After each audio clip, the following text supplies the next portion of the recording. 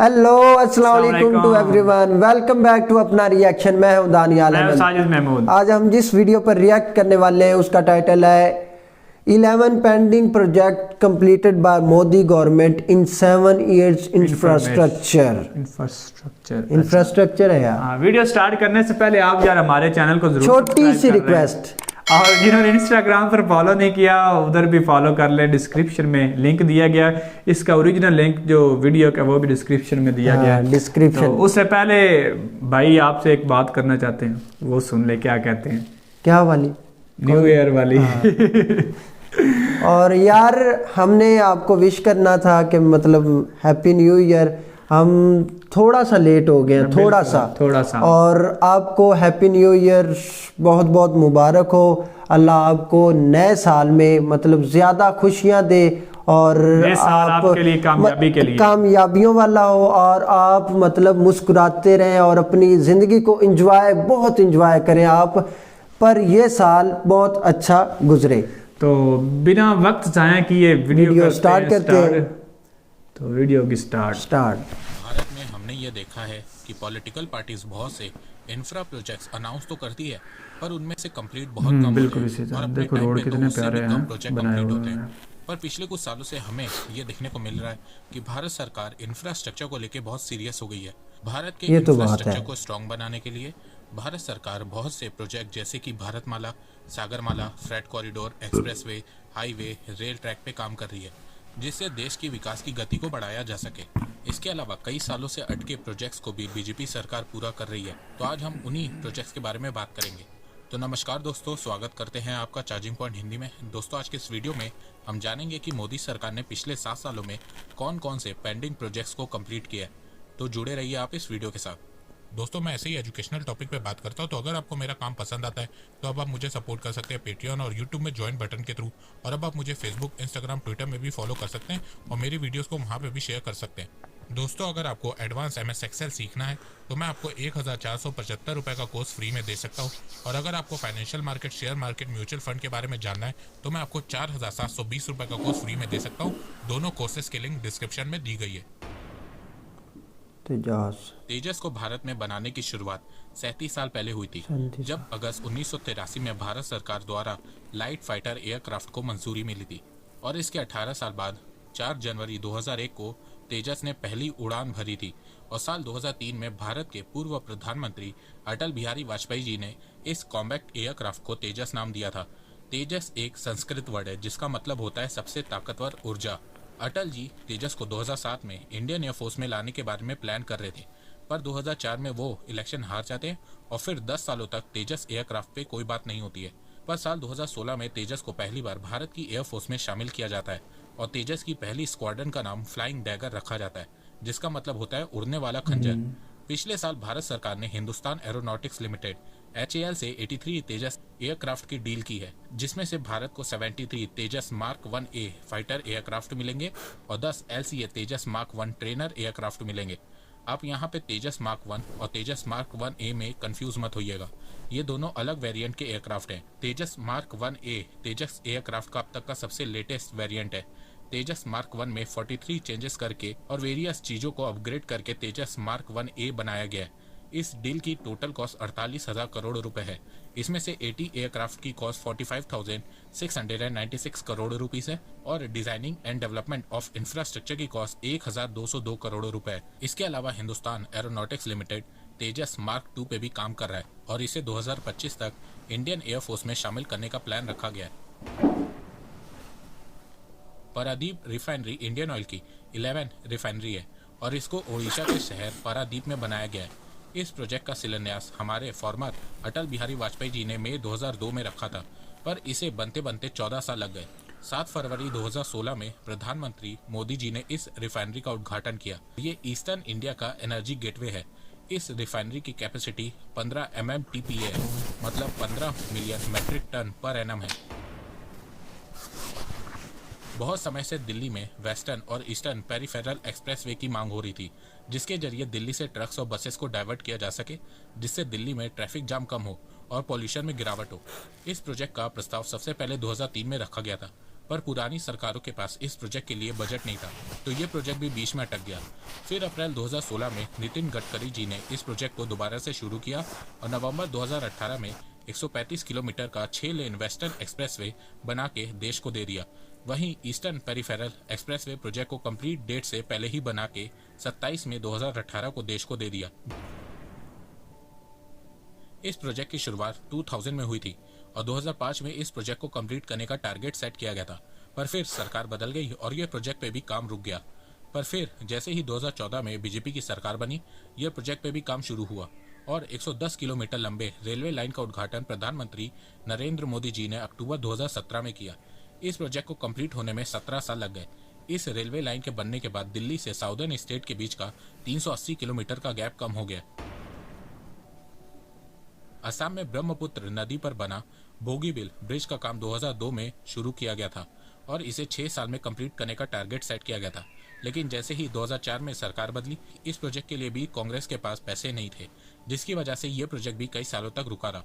पर 2015 में मोदी जी ने दोबारा से ये प्रोजेक्ट को शुरू किया और 25 दिसंबर 2018 को अटल बिहारी वाजपेयी जी के जन्मदिन पर नरेंद्र मोदी जी ने इस ब्रिज का उद्घाटन किया और देश को मिला सबसे लंबा रेल रोड ब्रिज।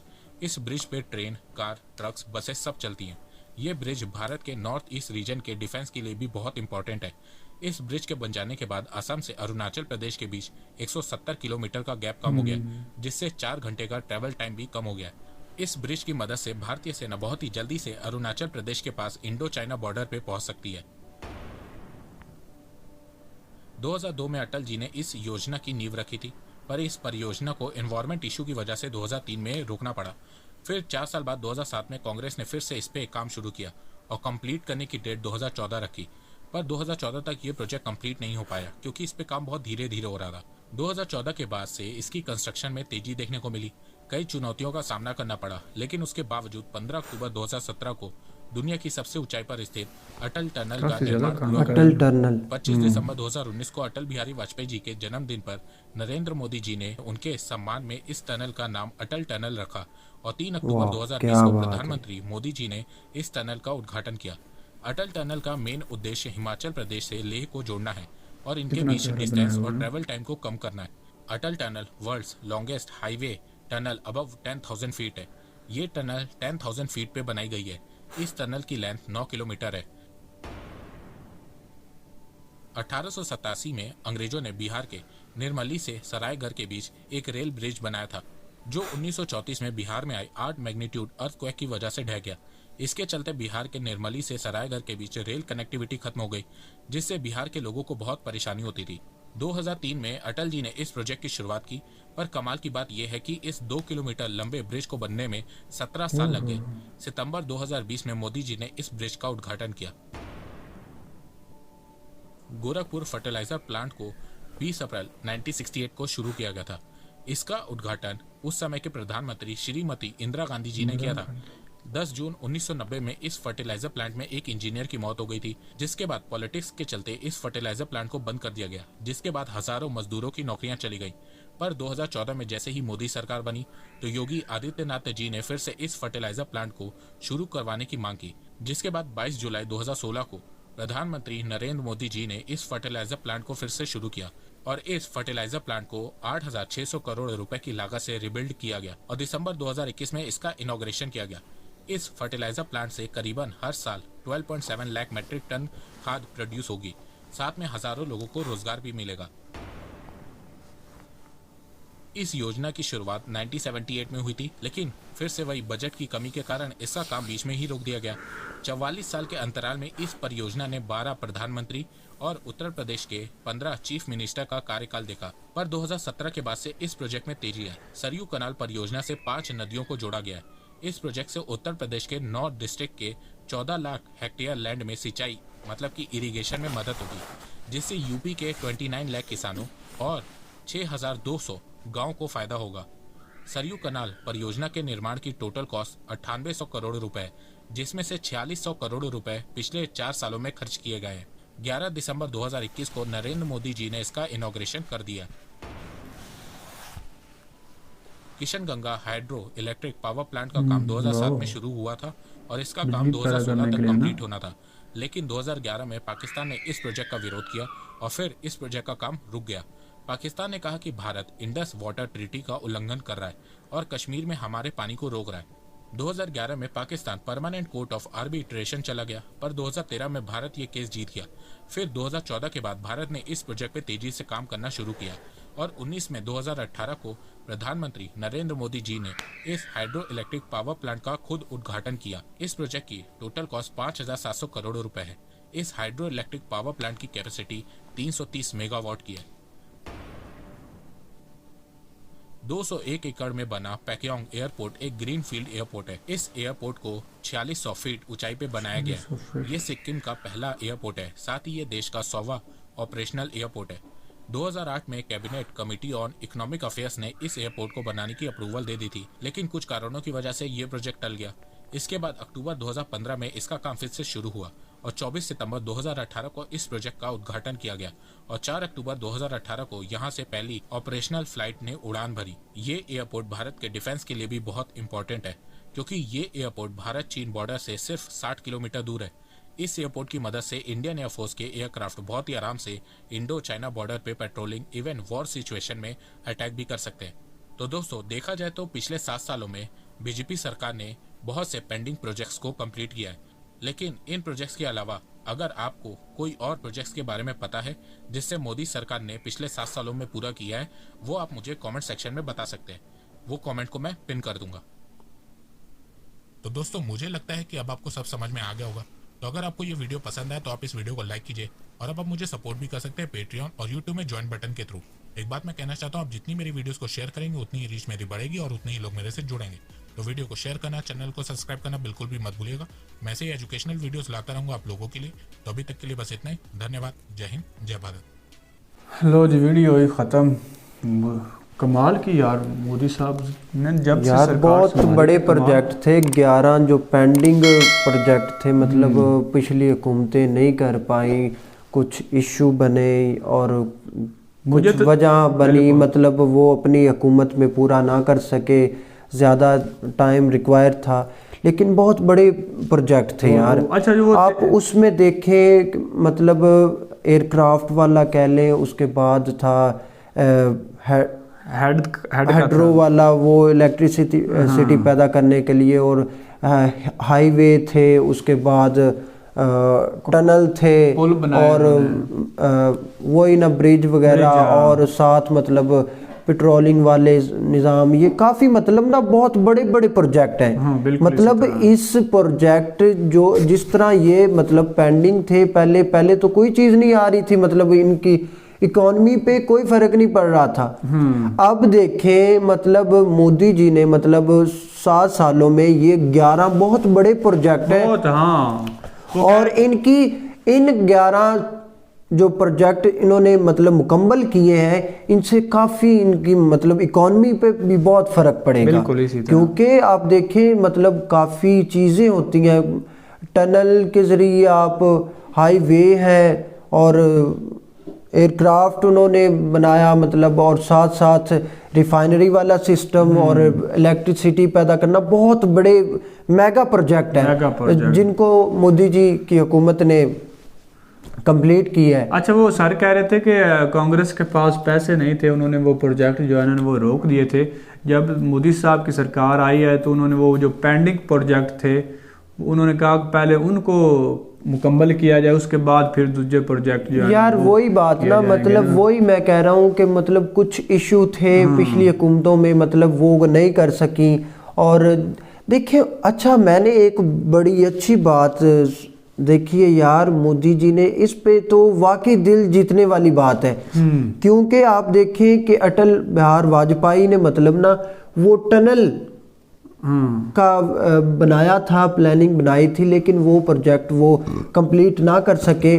और देखिए उनकी बर्थडे पर मतलब उन्होंने इनका इनॉग्रेशन किया और साथ मतलब उसको क्या अटल क्या मतलब उनके मतलब नाम पर टनल रख दिया वो यार, ये बेसिकली एक अच्छे लीडर की बात होती है। अब देखें हमारे पाकिस्तान में देखें जो भी आएगा हुकूमत में, मतलब वो अपना प्रोजेक्ट स्टार्ट करता है और जब नहीं कुछ वजूहात की बिना पर मतलब वो नहीं कंप्लीट कर सकता, और बाज़ और फिर दूसरी जो हुकूमत आती है वो इस तरह करती है कि नहीं नहीं ये तो फलाने ने किया था, हम नहीं ये करेंगे, मतलब क्रेडिट उसको जाएगा, हम इस पर नहीं काम करेंगे। वो इसी तरह पेंडिंग ही रहते हैं और अपने मतलब जो उन्होंने प्रोजेक्ट शुरू करने हैं उन पे काम करना है। अच्छा, आपने ये बात कर ही दी तो मैं आपको एक सुनाता हूँ इस बारे में।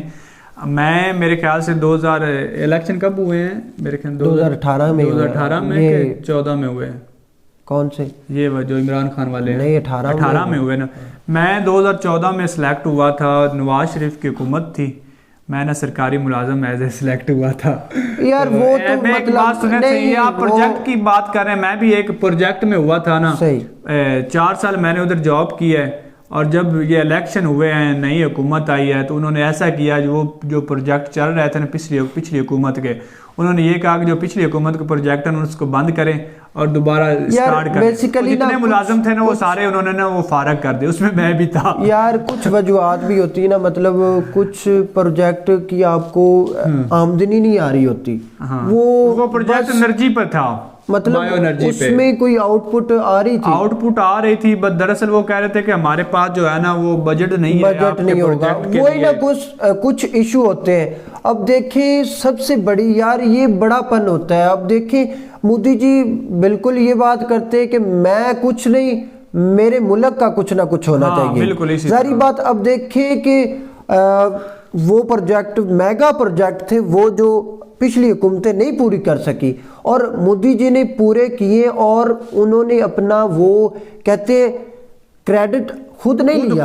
हाँ, क्रेडिट उनको दिया है, क्योंकि सारी बात यार इफ्तिताह एक अलग चीज होती, लेकिन एक प्लानिंग के साथ एक प्रोजेक्ट जो होता है वो लॉन्च करना, वो एक बहुत अच्छी बात होती है। मतलब सारी बैकग्राउंड वाली सारा हर चीज प्लानिंग में उनका होता है। लेकिन जो मोदी जी ने ये बात कही है ना कि मतलब वो टनल का नाम ही अटल बिहारी वाजपेयी पर रख दिया है, यार ये दिल जीतने वाली चीजें होती हैं। बिल्कुल इसी तरह, बिल्कुल इसमें अब देखें कि मतलब वो मोदी जी तो कह सकते थे, मतलब अपनी तख्ती लगा सकते थे। हाँ। मतलब बात इस तरह हमारे पाकिस्तान में देख ले, जो भी हुकूमतें आती हैं, अगर वो प्रोजेक्ट जो पेंडिंग होते हैं वो पूरे कर भी दे, उस पे सबसे पहले नाम किसका आता है? जो प्रेजेंट हुकूमत होती है वो अपने मतलब नाम पे वो प्रोजेक्ट रख देते हैं। लेकिन सबसे बहुत अच्छी बात मुझे बहुत ही अच्छा लगा जब मोदी जी ने मतलब उनकी बर्थडे पर बिल्कुल इसी तरह, बिल्कुल एनिवर्सरी थी या मेरे ख्याल ऐसे ही था, उस पे उन्होंने जनाब उनका नाम रख दिया है वो टनल का। वैसे कमाल की यार, ये होता है, मतलब ये लीडर में ये चीज होनी चाहिए। बिल्कुल, क्योंकि क्रेडिट उन्होंने खुद नहीं लिया यार, ये वो उनको दिया है। यार ये नहीं देखना चाहिए कि अगर पिछली हुकूमत ने उनका प्रोजेक्ट अच्छा था, मतलब कि अवाम के लिए वो प्रोजेक्ट अच्छा है, फायदेमंद देता है, हुकूमत को भी फायदा देता है, तो ये नहीं देखना चाहिए कि वो पिछली हुकूमत का प्रोजेक्ट था। यार बेसिकली ना करना चाहिए सबसे पहले, जिस तरह मोदी जी ने देखा है कि मतलब ठीक है वो मोदी जी भी इस तरह कर सकते थे कि मतलब नहीं मैंने वो प्रोजेक्ट शुरू ही नहीं करने। हाँ। क्योंकि पिछली हुकूमतों ने वो स्टार्ट किए हैं, क्रेडिट सारा उनको चला जाएगा।